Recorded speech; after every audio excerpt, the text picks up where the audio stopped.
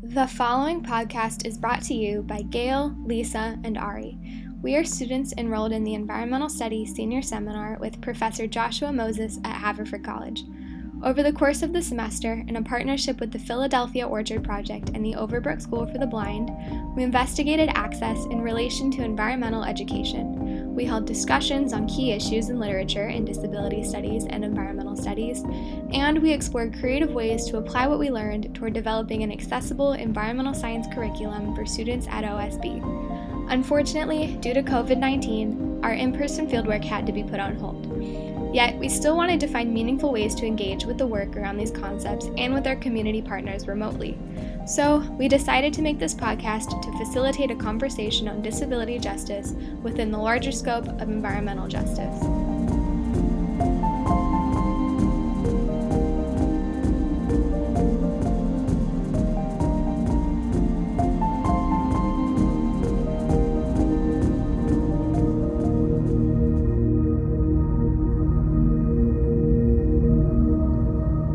Picture this.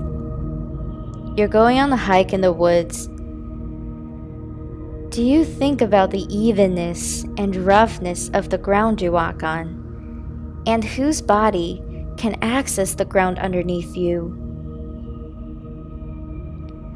As you take in the scenery around you, do you consider what type of body is necessary to navigate the space around you? Do you hear the cars passing by? Do you hear leaves rustling and birds chirping? Do you consider how this scene of tranquility may be overwhelming for others?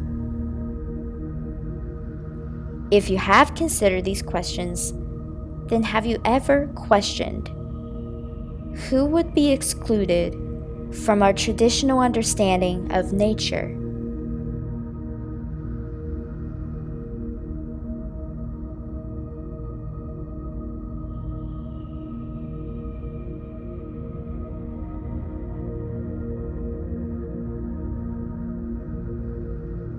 What is nature? Who gets to interact with nature? What makes nature accessible to some and inaccessible to others?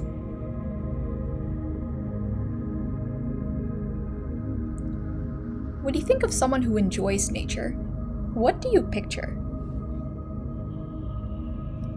I see a generic, white, able-bodied, cis man hiking a wooded trail in muddy boots, khaki shorts, and an ugly plaid button-up t-shirt. I think it's the guy who led my climbing instructor certification course, but it really could be any random guy plucked from an REI catalog. Why is this the first image I conjure? I wish it wasn't.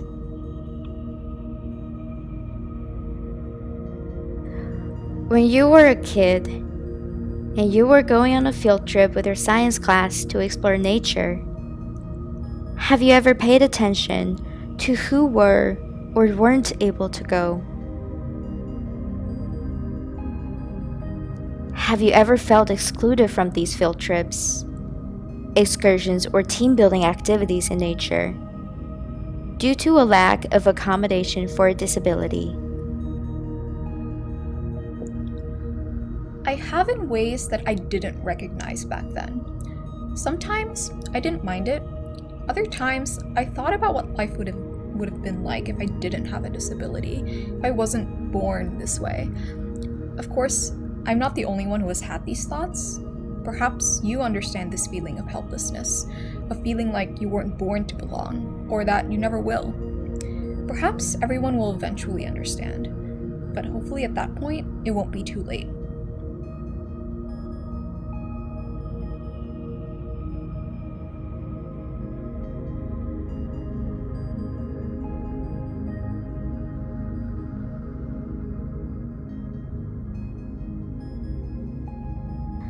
As you grapple with these questions, we will introduce ourselves and share with you stories of our experiences with this work.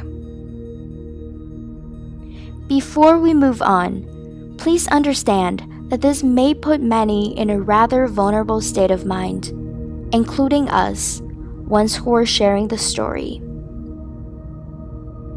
It may not be easy to discuss or listen to one's condition and the accessibility of things around us, and we want to acknowledge that.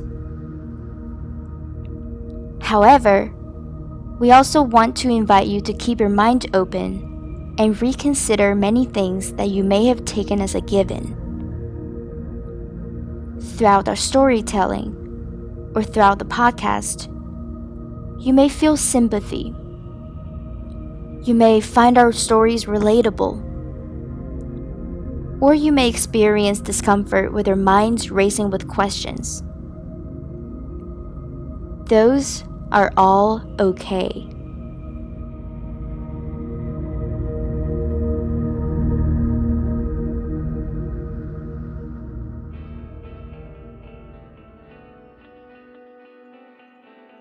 Hi, yes, so I'm Ari.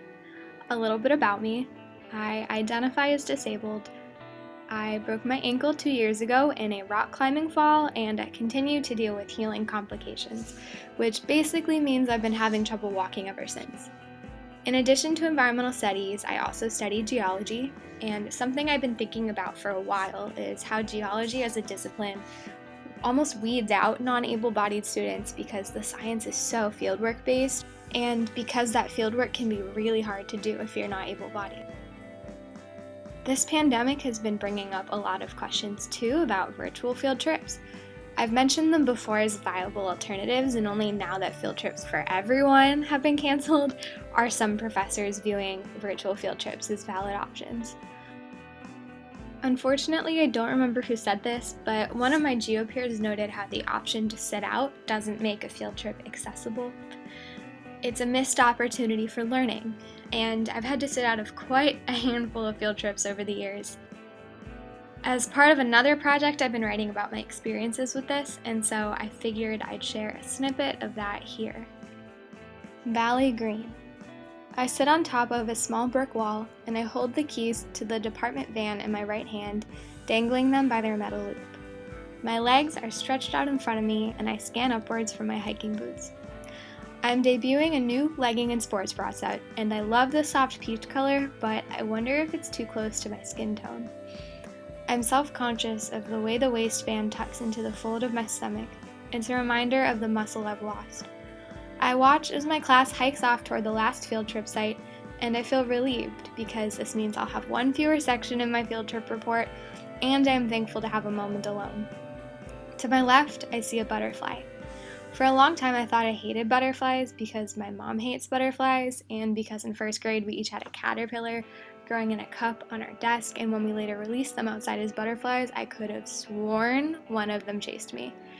The one next to me, its wings are purpley blue iridescent, and I like the way it hops from leaf to leaf, and I'm enjoying our time alone together until a man walks past me with his dog, and I remember that people come here to do more than sit with butterflies, and that I'm supposed to be looking at rocks right now. I wonder how steep the hike is, and if I made the right choice to stay back. The thin sections I saw later on were beautiful muscovite-rich garnet schists. I love the way that muscovite streaks rainbow across a slide in XPL like elongated fish scales. Its high-order colors are iridescent like butterfly wings. Schist is everywhere here.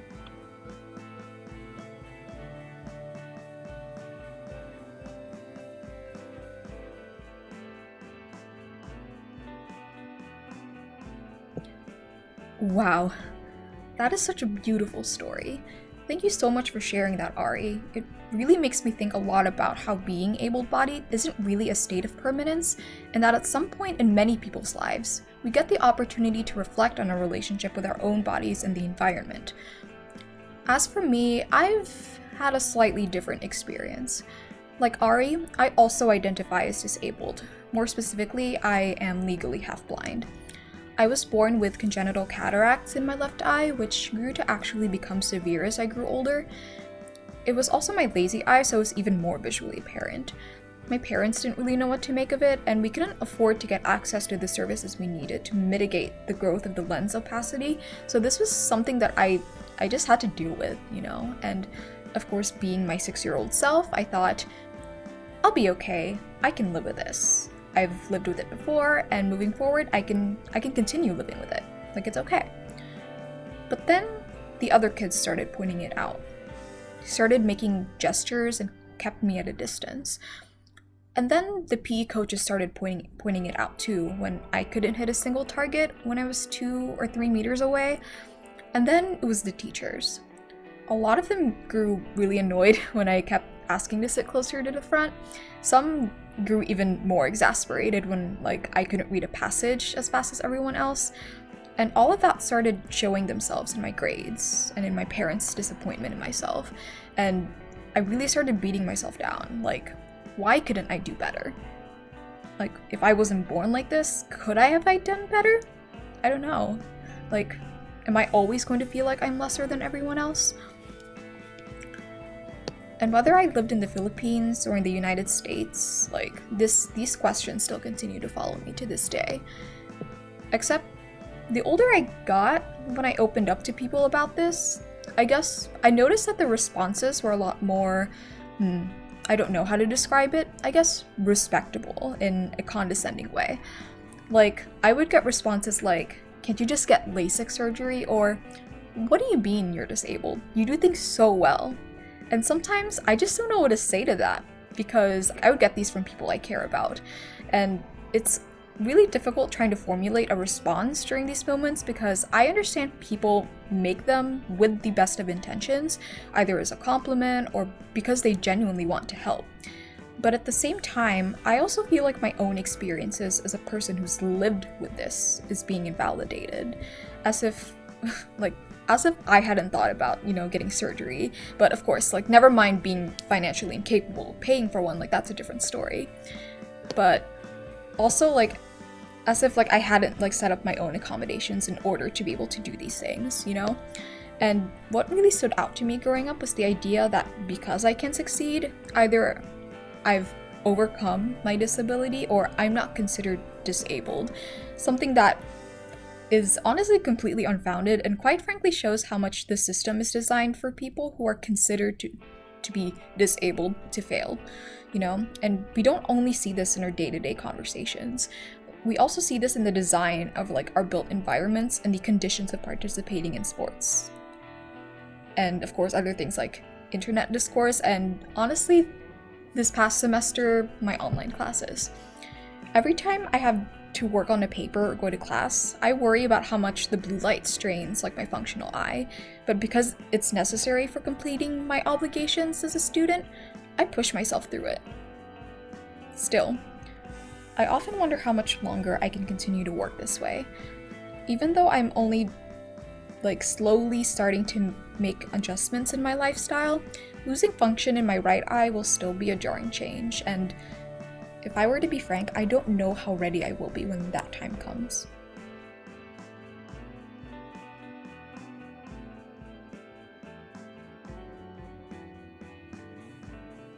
Thank you, Ari and Gale, for sharing and being open about your experiences. And I'm Lisa. I'm someone who deals with challenges posed by the lasting repercussive complications from past injuries, specifically from a mild traumatic head injury, or commonly known as a concussion. I had gotten 2 concussions within 2 years. I know, I had not had the best luck. The first one I got while I was hanging out at a friend's house. The second one I got while I was trying to buckle my seatbelt in a car. Both were supposed to be rather mild, and both were the most random ways possible to get a concussion. But because of that, both times I was living in denial in the beginning and did not take head trauma seriously, which resulted in prolonged complication with the recovery process. I had to go to a head trauma specialist both times, who diagnosed me with post-concussive syndrome, which encompasses a chain of cognitive and neurological dysfunction as a result of a head trauma. For me, the most severe symptoms were sensory sensitivity and mild oculomotor dysfunction, which resulted in constant headaches, dizziness, and nausea. If you are unfamiliar with sensory sensitivity, one simple example is that the sound that we hear normally will get magnified at least 10 times in my ears, and my brain folds throbs when I'm around the sounds. It made my student life and life in general very different from what I was used to. How is my experience related to nature and the environment? Well, the semester when I got a concussion happened to be the semester when I was involved in a lot of geology classes, which, as Ari mentioned, required some field trips and field visits.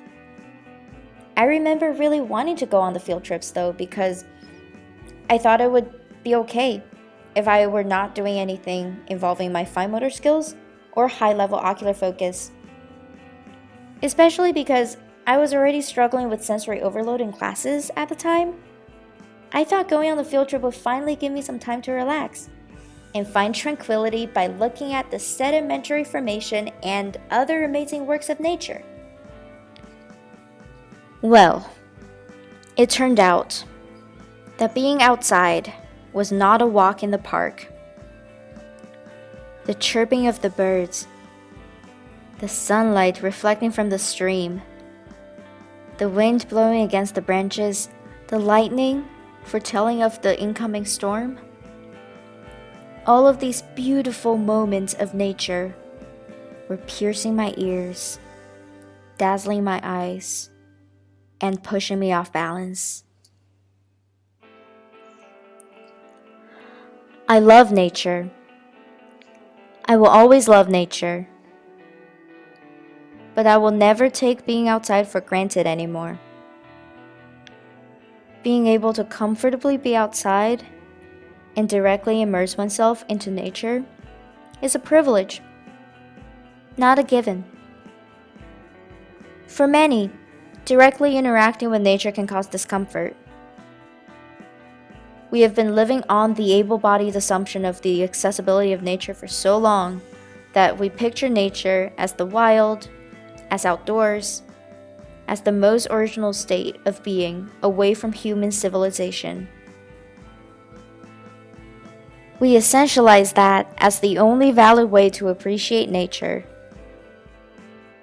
We forget that nature itself is multifaceted, that the line between nature and humans is so blurry because resources that humans use come from nature, and the byproducts of human intervention often return to nature. We forget there's so much more to nature than its hegemonic definition. Who decided planting a fruit indoors is less natural than going on a hike? Who decided using assistive technology to go through the woods is less natural than walking on 2 feet? Who decided that running one's hand through the tap water is less natural than running one's hand through the stream? Nature does not define itself. Humans do. So it is our responsibility to remember that there are more than one way to appreciate nature.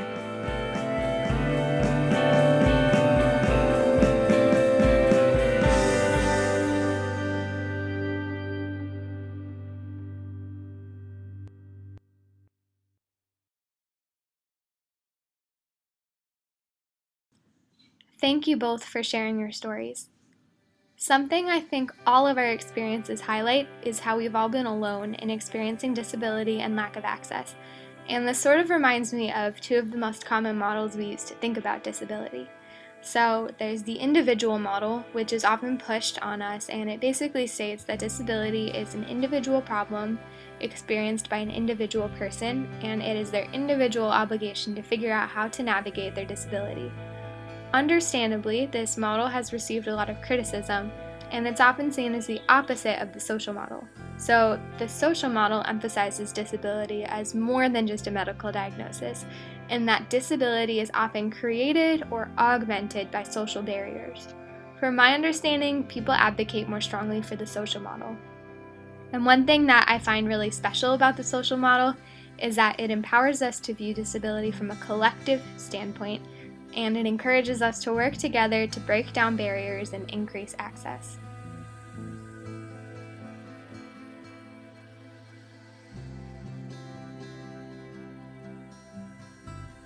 And to work together to break down the barriers. We will keep in mind the stories that we heard and discuss some key concepts and issues around disability, environmental education, and justice before exploring some literatures we've read this past semester. Some definitions may be ones you are familiar with. Some definitions may challenge your pre-existing conceptions in many ways. You may come to a new conclusion by the end of our podcast, or you may simply begin to rethink and reimagine the world around you. We want to invite you to keep your ears and heart open as we grapple with the interconnection between these complicated issues. We will be talking about nature. Not just the simple definition of what is outside and what is naturally grown, but also what notion of essentialism, or the belief that things have a set of innate characteristics that make them what they are, stemmed from the idea of being natural. We will question who has the privilege when defining what is considered natural, and how has that impacted the social structure which resulted in marginalization of many identities. We will examine how the history of eugenics and social Darwinism in natural sciences helped shape contemporary cultural imperialism, and find indications of how it continues to influence our world today. We will examine our pre-existing conceptions and see what type of bodies typically belong in nature. We will take a closer look at the concept of access. What is access? Who needs access?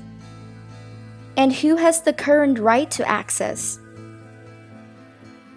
We will discuss the accessibility and inaccessibility of nature, and reconceptualize how we revive the inclusive and adaptive characteristics of nature. We will examine problems and biases in the widely accepted definitions of disability. What does it mean to be able-bodied, to be disabled? And why is it a disability often pathologized? And what are the underlying effects?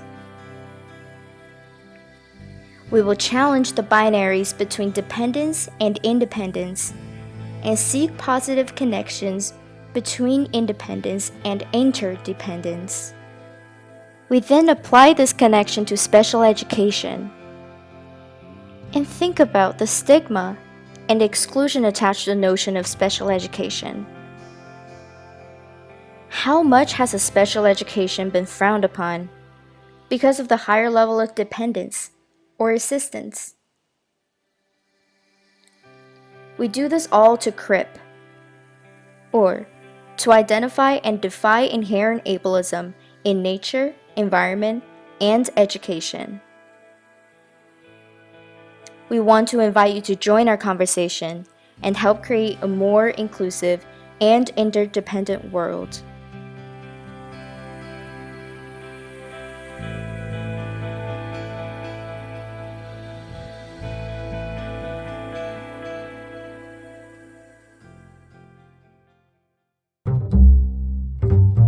Part of the work we do for the seminar, and also for our partners, is to engage with a variety of key literature that would be most helpful for this project, and also engage with ways we can think about the interconnections between environmental education and disability studies, often ones that we've taken for granted. So, how have we thought about what it means to be disabled? How do we continue to think about this today? How is this reflected in our own constructed environments, our ways of socialization, and how we think about vulnerability and accessibility? To truly get to the heart of these questions, the texts we've engaged with have encouraged us to grapple with the reimagined ways of being and why they are necessary in grounding the work we do as activists and global citizens. I'm honestly dying to hear from the both of you on this. What are some of the pieces we've read from this class that have inspired or struck you in some way? One of my favorite pieces from this class, and I've been meaning to read more of his work, is a chapter by Eli Clare that's titled Notes on Natural Worlds, Disabled Bodies, and a Politics of Cure. It's from the anthology Disability Studies and the Environmental Humanities Toward an Eco-Crypt Theory.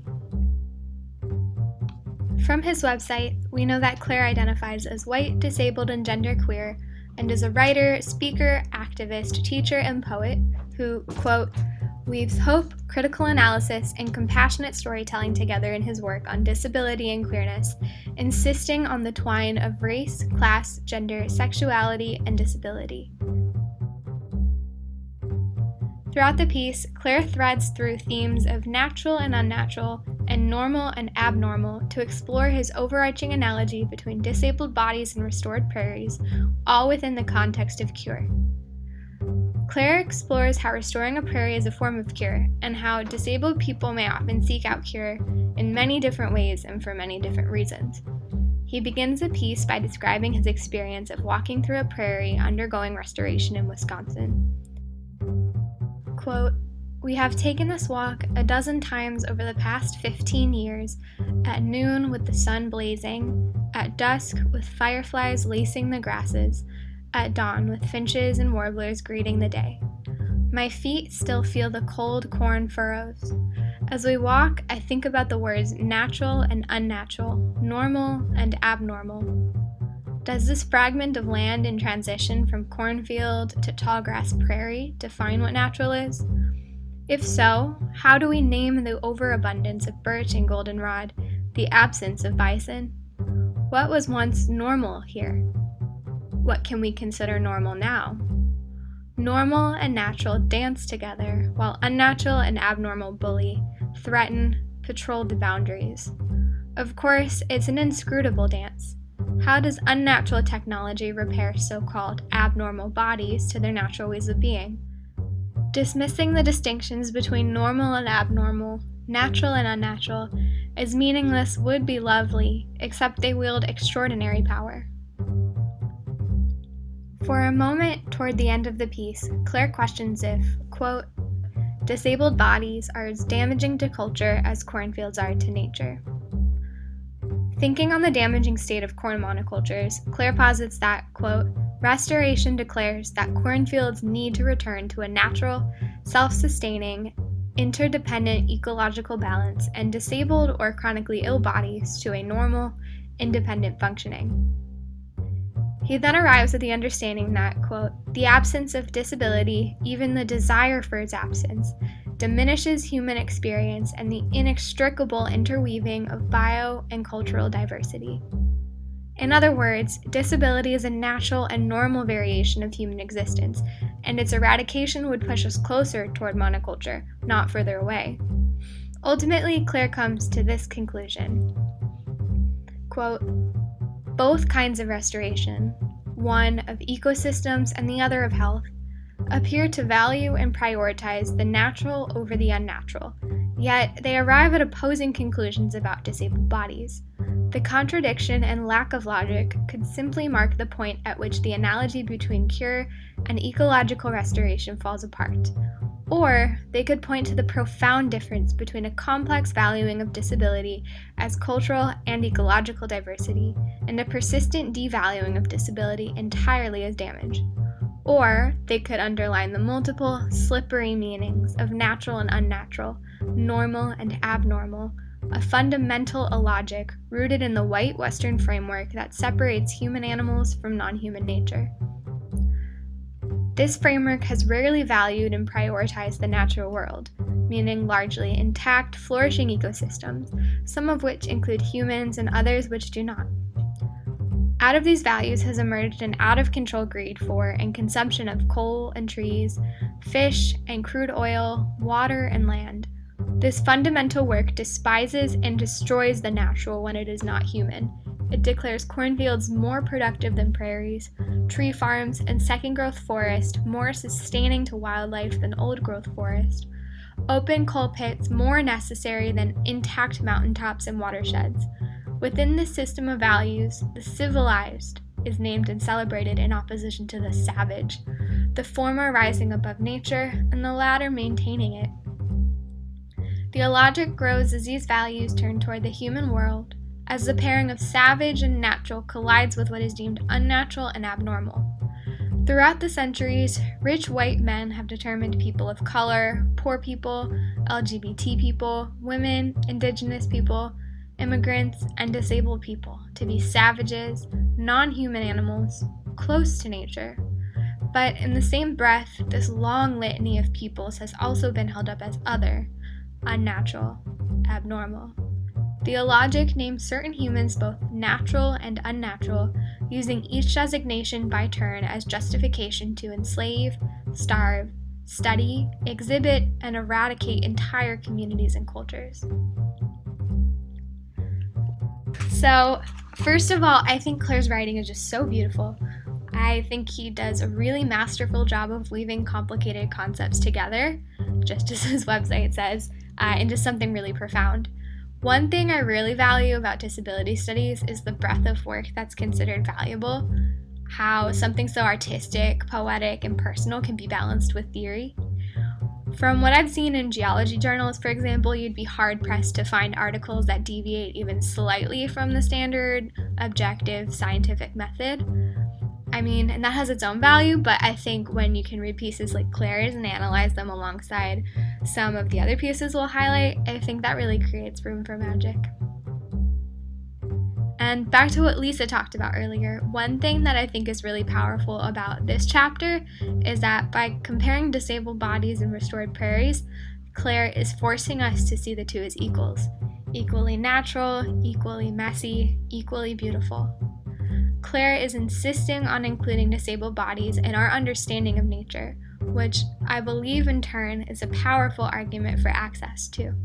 And I think that's one of the reasons why I love this piece so much, because it asserts that there's space for people with disabilities in nature, and that makes me hopeful that one day access will be fully realized.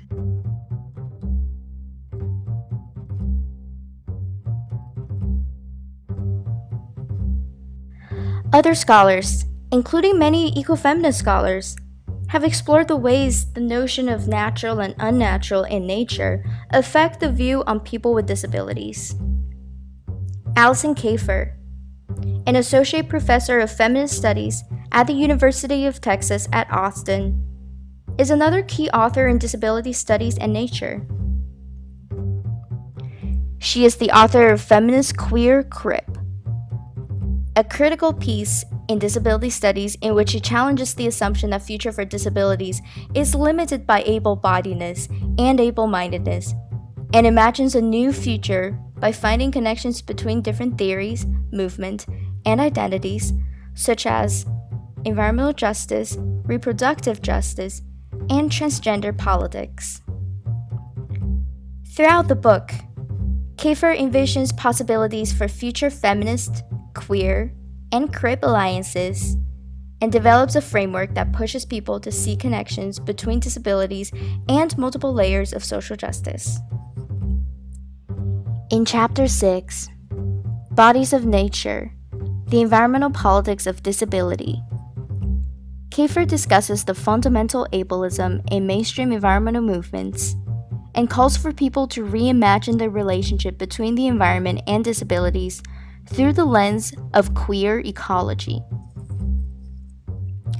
She challenged the binary between natural and unnatural, and people's tendency to view them as dichotomous concepts can lead mainstream environmental activists to overlook the social arrangements in what is considered natural environments. In other words, people tend to view the exclusion of disabled bodies in nature as a form of natural exclusion rather than the result from an inaccessible built environment. This includes the lack of wheelchair-accessible trails, braille facilities, or any other form of assistive technologies on a nature trail because any man-made infrastructure in nature was considered unnatural. She pointed out an irony in this mentality in the following passage. The rhetoric of eco-protection, then, seems to be more about a discomfort with the artifacts of access. Ramps, barrier-free pathways, and the bodies that use them. Trails, which are mapped, cut, and maintained by human beings with tools and machinery, are seen as natural, but wheelchair-accessible trails are seen as unnatural. Kafer pointed out that when machineries are used to accommodate, they are considered disruptive for nature. When machineries are used to maintain the version of nature that the able-bodied majority are familiar with, it is considered normal and natural. Mainstream environmentalist sentiments, therefore, can simply serve as excuses to uphold social ableism. That is why it is important to bridge the binary between human and nature. It is important to be aware of how nature's essentialism can drown out the voices of the minority and consider social justice as an essential pillar in environmental movements. Kafer made it clear to us what is considered a form of natural exclusion is actually a form of social exclusion.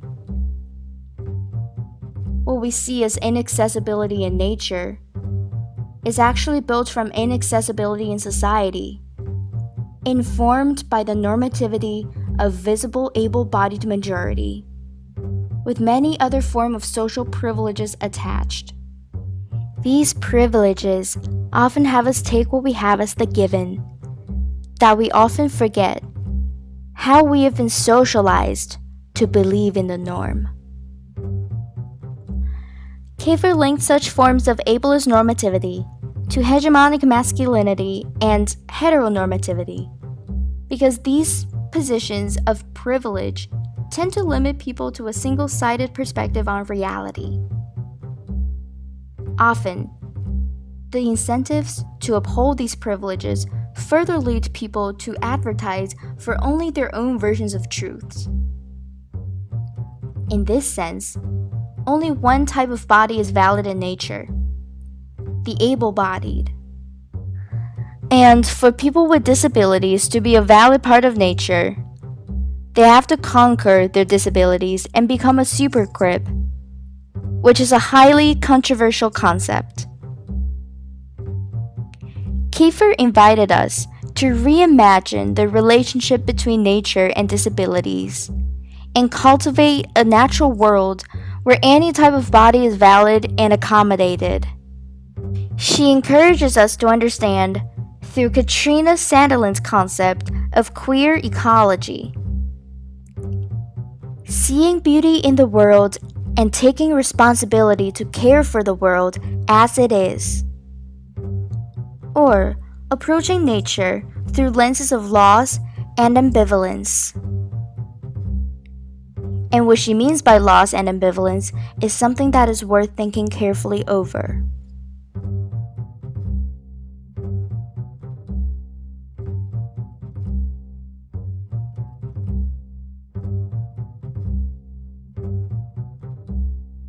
Deviating from the systemic critique of disability as a framework, I've chosen an excerpt from Indra Sinha's Animals People, which focuses more on the first-hand experience of a 19-year-old orphan from India named Animal who was a victim of a chemical factory explosion known as the Bhopal disaster.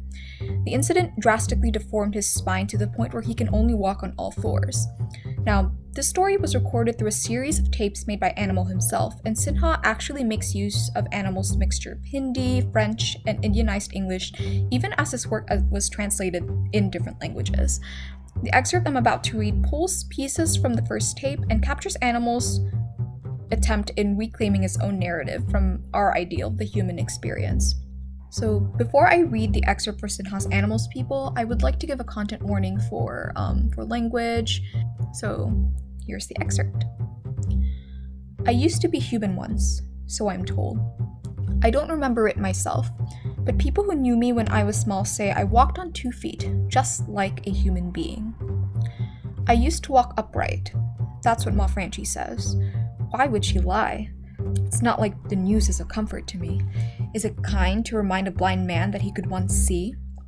The priests who whisper magic in the ears of corpses, they are not saying, "Cheer up, you used to be alive." No one leans down and tenderly reassures the turd lying in the dust, "You still resemble the kebab that you once were." How many times did I tell Ma Franchi? I no longer want to be human. Never did it sink into that fucked up brain of hers. Or maybe she just didn't believe me, which you can understand, seeing that it used to be when I caught sight of myself. Mirrors I avoid, but there's such a thing as casting a shadow. I feel raw disgust.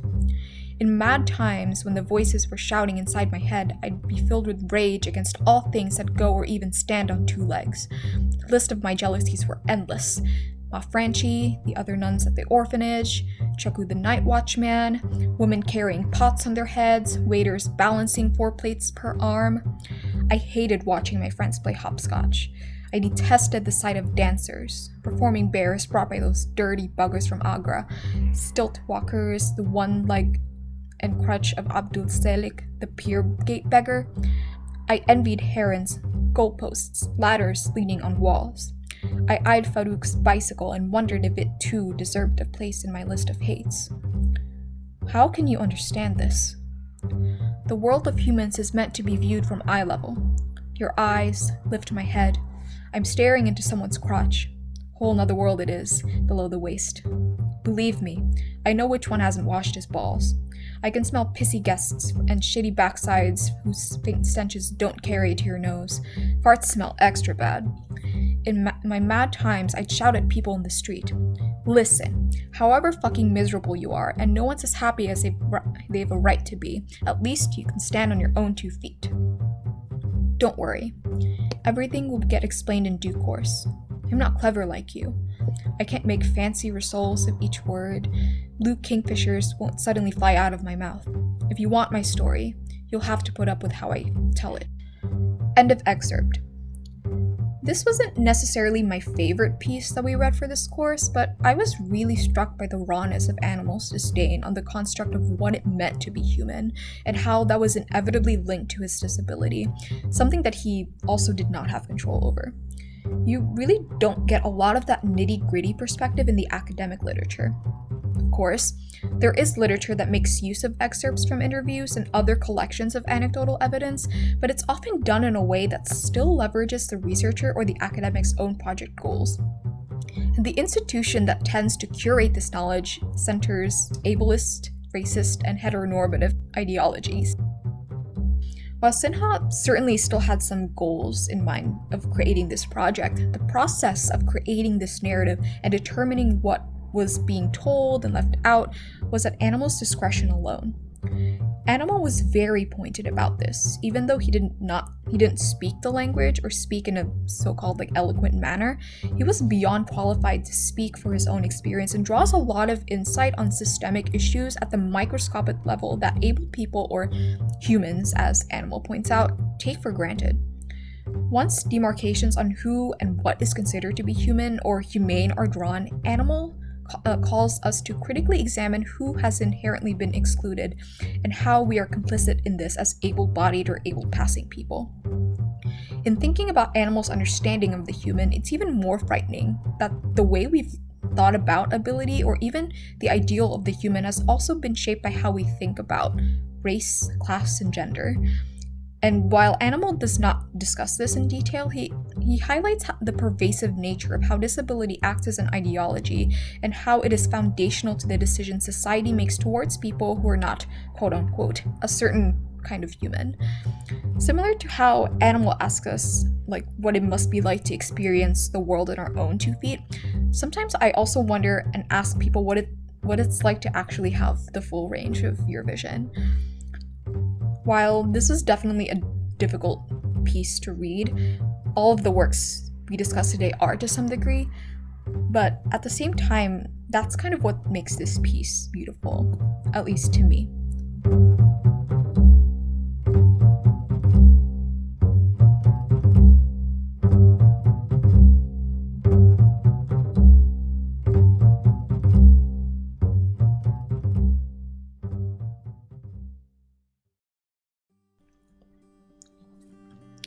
In a lot of ways, this work is really personal. As someone who is a low-income immigrant woman of color with a visual disability, you don't find a lot of opportunities to question how you've been taught to make sense of this world and its constructs and how devastating the consequences are. Education is designed for certain groups of people to be competent participants in society, but it doesn't want us to be critical of who is excluded in the process. For me, the field of education plays such a crucial role in shaping how we make sense of who has or does not have value in our world. And redefining its purpose will be instrumental in reshaping the value system that drives the decisions we make to survive. This work has really grounded my own outlook as an aspiring educator, writer, and activist, and I think it's really imperative that I channel these principles into my own work in order for meaningful change to be realized. This work is definitely personal for me too. I mean, this is tough work, and I think it's necessary to acknowledge that. And like Gale said, the consequences of systemic oppression and suppression are devastating. Learning and unlearning is hard work, and having to experience it is an entirely different beast. I do have a disability, but I also think about the privileges I hold. I'm a college-educated white woman with familial wealth, and doing disability justice and environmental justice work continually challenges me to push back against what I've learned, to examine how my identities allow me to engage with this work, and to situate myself in this work in ways that honor and center those who are more marginalized. And while this work is tough, I think I've learned a lot about what I value and am passionate about, and like Gale, working with POP and OSB through this course really has laid the foundation for my future work, and I'm really excited to keep going. Like Ari and Gale, this work is also personal to me in many ways. I've had the privilege of being an able-bodied person for most of my life and have been able to conquer different layers of challenges and achieve what I wanted to achieve. When I got injured, however, it was the first time when I personally experienced the fact that to access what I need and wanted could not be accomplished by simply pushing or fixing myself anymore. Even though I did have the privilege to have rather well-studied injuries such as broken bones and concussions, I still struggled to get accommodation. I was fortunate that eventually I was able to get accommodations for what I needed, but even then, I struggled with discouragement from not being able to complete the same tasks as my classmates. And, along with my teachers and professors, I struggled to see the meanings in the accessible version of work that I was doing. As much as I've always believed in the importance of accommodation, when it was applied to myself, it felt really condescending, as if I was not able to overcome my condition. I wanted to get out of this mentality, and I think the world needs to get out of this mentality and reimagine a world where ableist standards are not the norm and that people would be able to thrive with the type of bodies they have. Doing this work has not only helped me reconcile with myself, but has also put me into perspectives of greater initiatives that I can take. There are people doing important work out there, and I feel ready to explore meaningful ways to participate.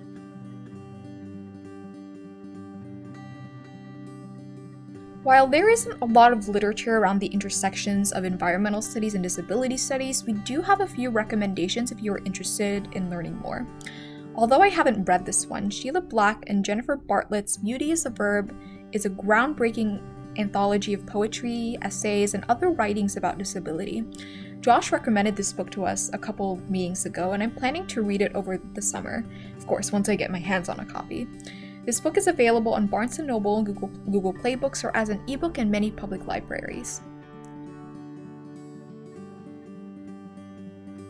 This one's on my reading list too, but I've heard really good things about a book called Disability Studies and the Environmental Humanities Toward an Eco-Crit that was edited by Sarah Jacquette Ray and Jay Sabara.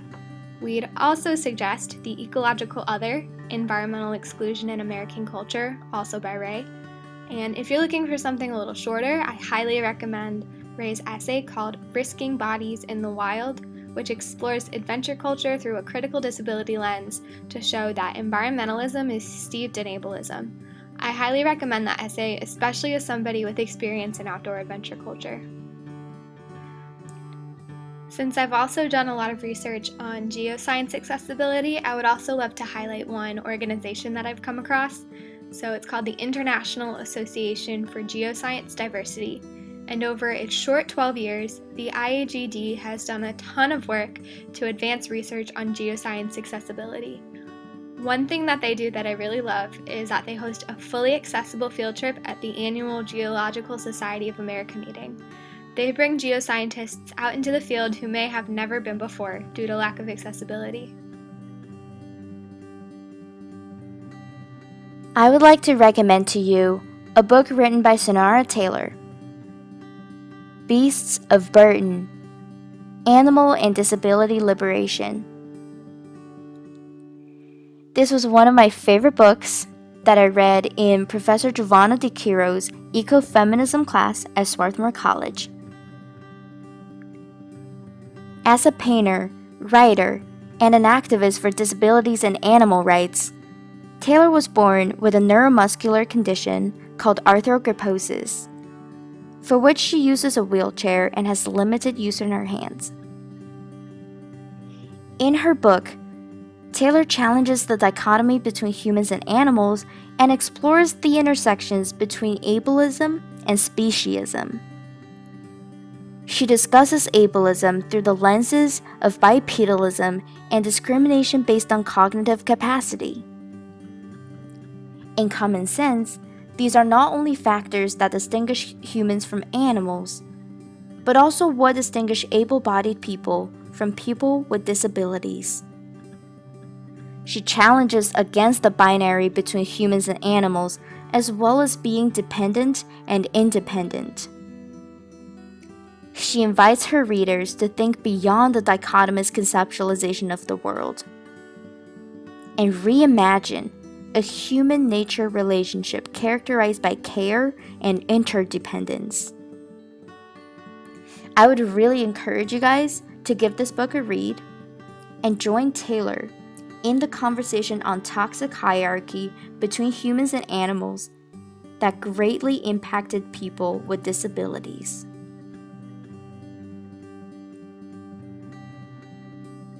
Before we close out today's podcast, I want to add 2 more recommendations in light of what's been going on lately. I discussed a little about their ideas in my piece on Sinha's Animals People, but if you want to learn more about the history of how we have thought about the intersection between disability and race in our institutions, I highly recommend reading works like Mitchell and Snyder's The Eugenic Atlantic from their book Cultural Locations of Disability, and Theory Alice Pickens' Black Madness, Mad Blackness. While Mitchell and Snyder talk more about the development of the racial disability paradigm through science management systems in the 20th century, Pickens looks at how creative writer-theorists like Octavia Butler challenge the dominant definitions of the human that are grounded in white supremacy and ableism. Pickens' book is available on Barnes & Noble and Duke University Press. I'm not entirely sure where you can find The Eugenic Atlantic. We can certainly forward a copy to you. In that vein, I would also like to tack on 2 more essential reads. The first is Disability and Blackness by Josh Lukin, which tracks the history and scholarship of Black disability studies. And then the second is by Nirmala Aravelis and Andrea Minier, and it's called Unspeakable Offenses, Untangling Race and Disability in Discourses of Intersectionality. This piece uses critical race feminist theory to explore the compounding effects of certain intersectional identities, and along with drawing on, quote, 2 other narratives, one historical and one contemporary, to describe how individuals located perilously at the intersections of race, class, gender, and disability are constituted as non-citizens and nobodies by the very social institutions, legal, educational, and rehabilitational, that are designed to protect, nurture, and empower them. I'm also not sure where these texts are easily accessible, so please feel free to reach out and we'll be happy to send them along.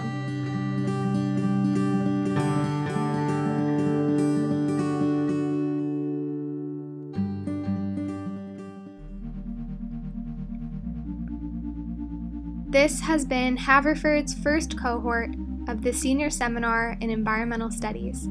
We thank you for joining us today on this podcast, and we hope you have a wonderful rest of your day.